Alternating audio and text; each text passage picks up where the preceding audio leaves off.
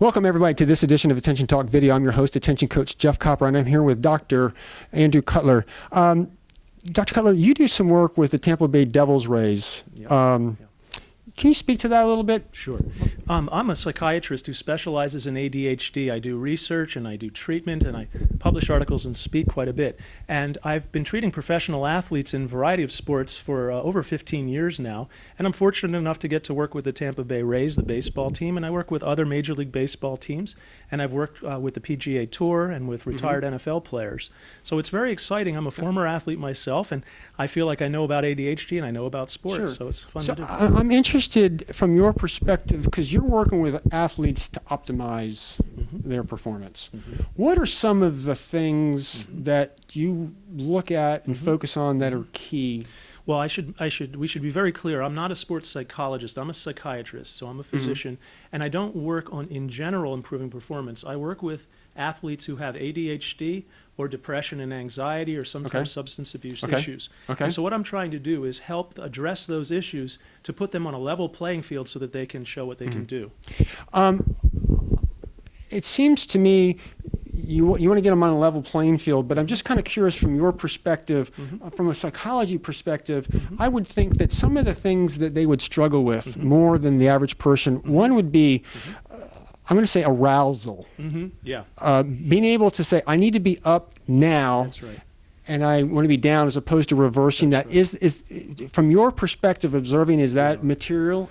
From recent research, we know that there's a very big problem with a part of the brain called the Nucleus Accumbens, and this is a part of the brain that's the pleasure center, the arousal center, motivation and reward, and it's a part of the brain that uses dopamine, and we know there's a disturbance of dopamine. Most of our medications that we use to treat ADHD are increasing dopamine, and so we know that people with ADHD have a lot of trouble managing reward, stimulation, and arousal. That's one of the biggest things, and I even say sometimes they only have two speeds, on and off. When they're on, they're really on. When they're off, they're really off. Now, as far as baseball in particular is a very good example. Most of the people I work with are tremendous athletes. They were just freaks of nature almost growing up, and they were usually multi-sport stars, and they settled on baseball.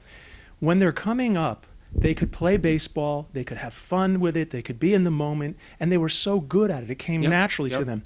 Then what happens when you become a professional athlete is now it's a job, and now you have meetings you have to go to, and coaches telling you what to do.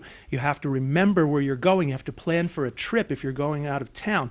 And so what they tell me is now this becomes very difficult. It's very hard to manage. I'm not just playing baseball. I have to deal with all the other stuff. And they get in trouble because they don't remember what the coaches tell them to do. They aren't showing up for a meeting at the right time, or they go to the wrong place when they're supposed to be over here. And that's when they run into trouble. It's interesting. Or off the field. It's interesting to me because, in baseball, I didn't play, but being able to look over for the signs of if you're supposed to steal or not steal or what you're supposed to do, there's a whole education around some of that stuff. But there's also an amount of boredom that's on the field to a certain extent, which is kind of another area. It seems to me that the establishing of routine is really good for those with ADHD, but it seems to me, like let's say you're the second baseman. It's really good to establish a routine out there to let your mind kind of float around and then be able to bring it in at that point in time. Yeah, the people with ADHD often don't have good internal discipline, internal motivation, and so they need external discipline and structure, and yet within that they need variety, interest, excitement, if you will, and that's why sports is terrific. Also, people in the military, firemen, police have more ADHD for the same reason, very similar environment. Now what happens with baseball is it's a 162 game schedule, and so baseball is certainly fun, but what they say to me is sometimes it's like Groundhog Day. It's the same thing over and over again. And so now the variety, the interest starts to wear off, and it becomes routine and mundane, and then it's really hard to get aroused. Also, certain positions on a sports field are not as good necessarily. So I usually advise people, you want to be in a position where there is a little more action. For instance, pitcher and catcher. You're involved in more plays. Right field, when you're growing up, is where they put someone who's not going to get a lot of action, and that may not be as good, for instance. So pitcher and catcher would be good. Infield, you're going to get more activity and more excitement because the ball's coming a lot quicker. That's right. Outfield, I mean, Outfield's hard. There have been a lot of great outfielders and baseball players who've had this, but very often they do have to learn techniques like you're talking about, mental strategies to stay involved in the game.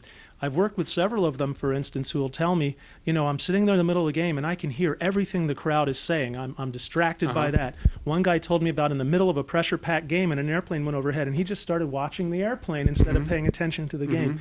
Another common thing when they get referred to me, as you mentioned, they forget the out count, the pitch count. So a pitcher I worked with one time told me, when the catcher would come up to talk to me on the mound, by the time he got back behind the plate, I completely forgot what he talked about and I threw the wrong pitch. So those kinds of things can happen. It seems to me that one of the keys for an athlete would begin to learn to be able to observe their attention as it's unfolding and then begin to manage it, because only the individual who's paying attention can actually observe it.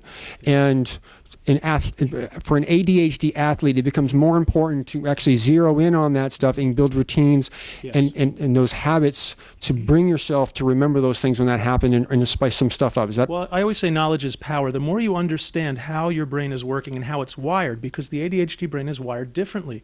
If you understand that, then you can be aware and catch it as it's starting to happen, and then you have an opportunity to do something about it. If you're not aware, it happens automatically. You can't manage anything that you don't understand.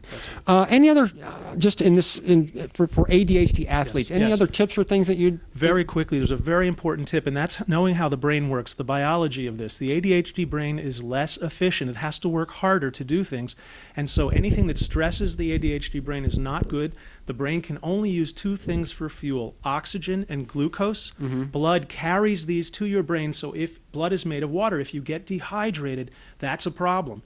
Also, if you don't eat enough and you go too long without eating, people with ADHD can get hypoglycemia and your brain starts failing. And the symptoms for this for athletes are TSI, tired, spacey, irritable. TSI, if that starts happening, grab something to drink and eat an energy bar, and that's something you can do right away to manage without medication. That's something that that's new to me that I learned. So it's very good advice. So, Dr. Cutler, thank you very much. For those that want to learn more about you and your organization, website? Florida Clinical Research Center. You can look at www.flcrc.com, and our phone number is 941-747-7900. Thanks very much.